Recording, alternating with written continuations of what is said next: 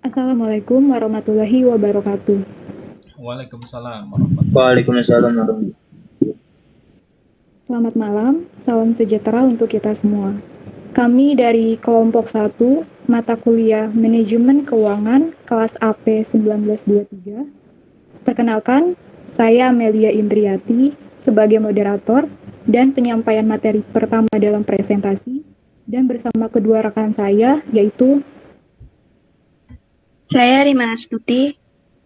Dan saya Clara Alfianika. Adapun topik yang akan kami bahas pada presentasi hari ini adalah analisa sumber dan penggunaan dana. Baik teman-teman, langsung saja kita ke materi pertama mengenai pengertian analisa sumber dan penggunaan dana. Analisis dan sumber penggunaan dana atau disebut analisis aliran dana merupakan alat analisis finansial untuk mengetahui bagaimana dana digunakan dalam perusahaan dan bagaimana pendanaan atau pembelanjaannya. Laporan sumber penggunaan dana merupakan alat penting bagi manajer keuangan atau kreditur dalam menilai dari mana sumber dana dan digunakan untuk apa saja dana tersebut. Aliran dana dalam perusahaan bisa digambarkan sebagai proses yang kontinu atau berkelanjutan.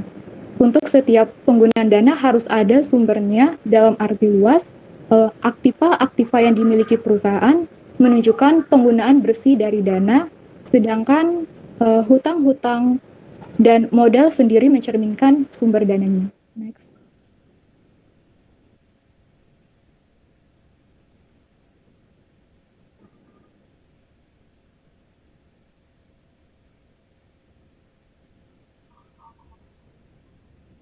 Analisis sumber dan penggunaan dana dimaksudkan untuk mengetahui dari mana asalnya sumber dana dan bagaimana penggunaan dana tersebut. Untuk mengerjakan analisis sumber dan penggunaan dana, maka langkah-langkahnya sebagai berikut.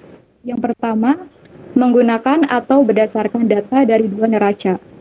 Yang kedua, dari dua data neraca tersebut dapat disusun laporan perubahan neraca yang menunjukkan perubahan elemen-elemen neraca antara dua titik waktu atau periode. Setiap perubahan elemen mencerminkan adanya sumber ataupun penggunaan dana.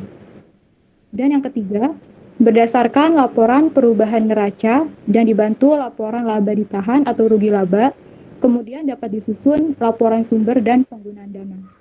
Next. Ada dua pengertian tentang dana untuk sumber dan penggunaan dana. Yang pertama, menyusun laporan Yang pertama, dana dalam arti sempit, yaitu dinyatakan sebagai kas, yang disebut laporan sumber dan penggunaan kas. Dan yang kedua, dana dalam arti luas, yaitu dinyatakan sebagai modal kerja, yang disebut laporan sumber dan penggunaan modal kerja. Selanjutnya, pengertian dana dalam arti kas. Dan dalam menyusun laporan sumber dan penggunaan dana dalam arti kas, langkah-langkahnya sebagai berikut. Yang pertama, menyusun laporan perubahan neraca yang menggambarkan perubahan masing-masing elemen neraca dari dua periode waktu. Dan yang kedua, mengelompokkan perubahan tersebut ke dalam golongan atau faktor yang memperbesar kas dan memperkecil kas. Next.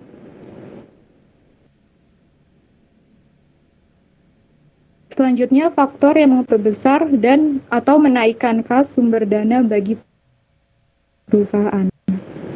Yang pertama, berkurang aktiva lancar selain kas. Contohnya seperti pembayaran piutang oleh pihak luar, penjualan barang dagangan atau persediaan, dan berkurangnya efek. Yang kedua, berkurangnya aktiva tetap. Hasil penjualan aktiva tetap yang merupakan pengurangan aktiva tetap bruto, yaitu seperti gedung, mesin, yang merupakan sumber dana, dan pengurangan aktiva tetap neto yang berupa penyusutan dalam tahun yang bersangkutan. Yang ketiga, bertambahnya setiap jenis hutang. Contohnya seperti pinjaman hutang jangka pendek dan hutang jangka panjang. Yang keempat, bertambahnya modal. Contohnya seperti tambahan modal oleh pemilik dan penjualan saham atau emisi saham biasa maupun saham preference. Yang kelima, keuntungan dari operasi perusahaan. Next. Faktor yang memperkecil atau menurunkan kas penggunaan dana bagi perusahaan. Seperti yang pertama, bertambahnya aktiva lancar selain kas, contohnya seperti pembelian barang dagangan, sediaan. Yang kedua, bertambahnya aktiva tetap, contohnya seperti pembelian aktiva tetap yang baru. Yang ketiga, berkurangnya setiap jenis hutang, contohnya seperti pelunasan hutang jangka pendek, contohnya seperti pemilik menarik modalnya dan pembelian kembali saham atau repurchasing stock. Yang kelima, pembayaran tunai dividen, dan yang keenam, kerugian dari operasi perusahaan. Next.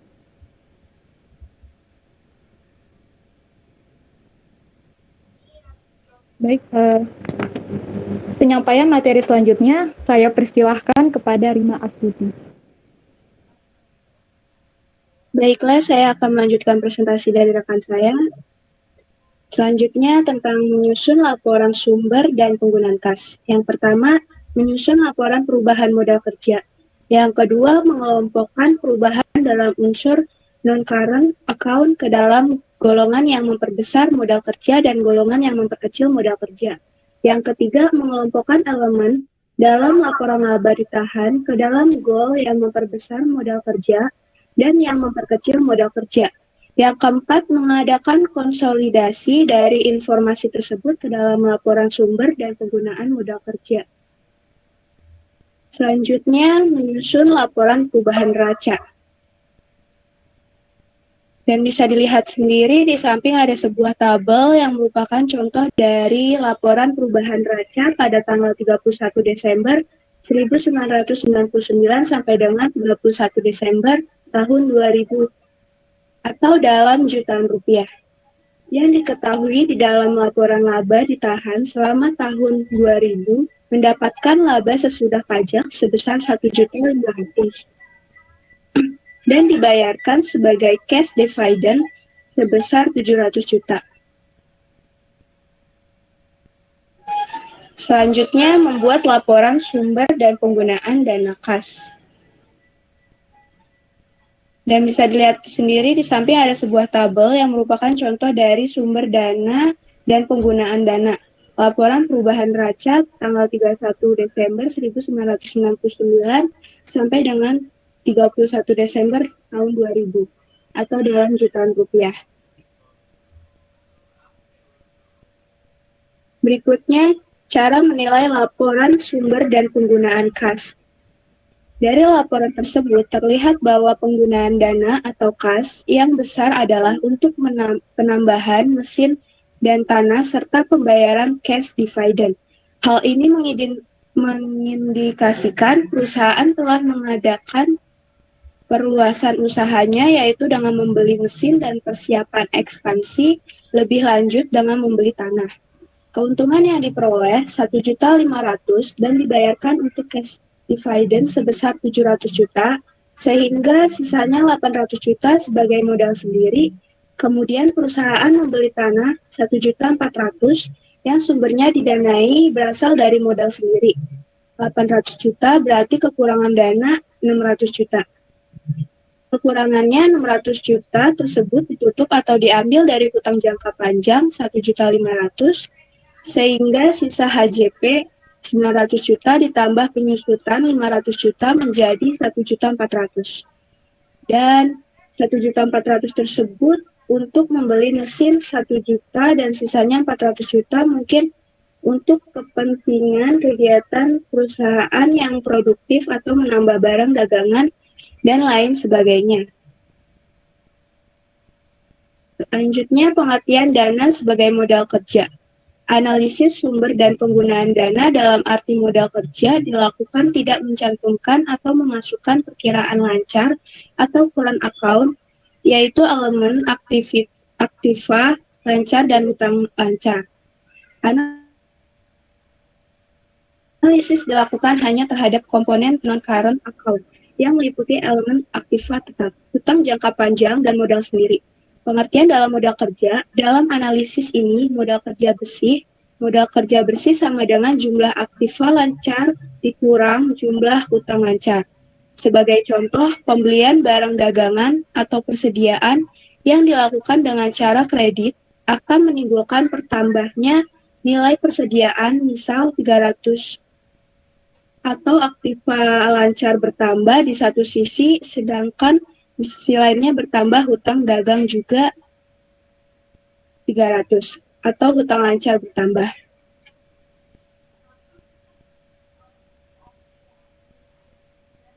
Slide selanjutnya ini akan dilanjutkan oleh rekan saya yang bernama Tiara Alfianita, dipersilahkan.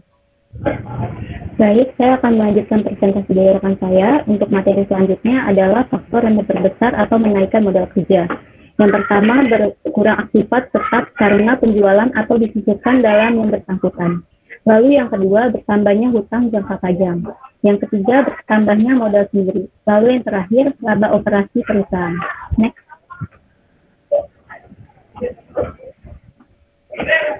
Lalu selanjutnya ada langkah-langkah dalam analisis sumber dan penggunaan modal kerja. Yang pertama, menyusun laporan perubahan neraca. Lalu yang kedua, menyusun laporan perubahan modal kerja. Lalu yang ketiga, menyusun laporan sumber dan penggunaan modal kerja. Faktor-faktor yang memperkecil atau menurunkan modal kerja. Yang pertama, adanya bertambah aktiva tetap karena pembelian aktiva tetap. Lalu yang kedua, berkurangnya hutang jangka panjang. Yang ketiga, berkurangnya modal sendiri. Lalu yang terakhir, kerugian operasi perusahaan.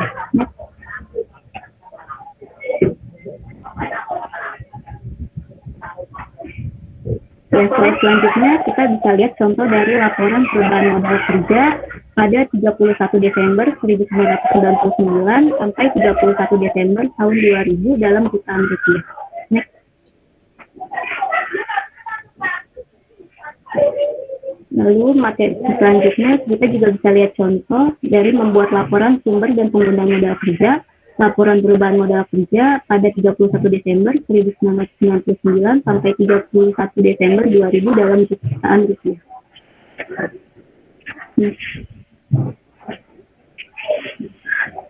Ya, saya kira itu materi presentasi yang dapat kami sampaikan pada malam hari ini. Dan untuk menutup presentasi pada malam hari ini akan ditutup oleh moderator kami, Amelia, saya persilakan. Demikian akhir presentasi dari kami. Semoga hasil yang didapatkan bisa bermanfaat. Jika ada kekurangan atas penyampaian, kami mohon maaf.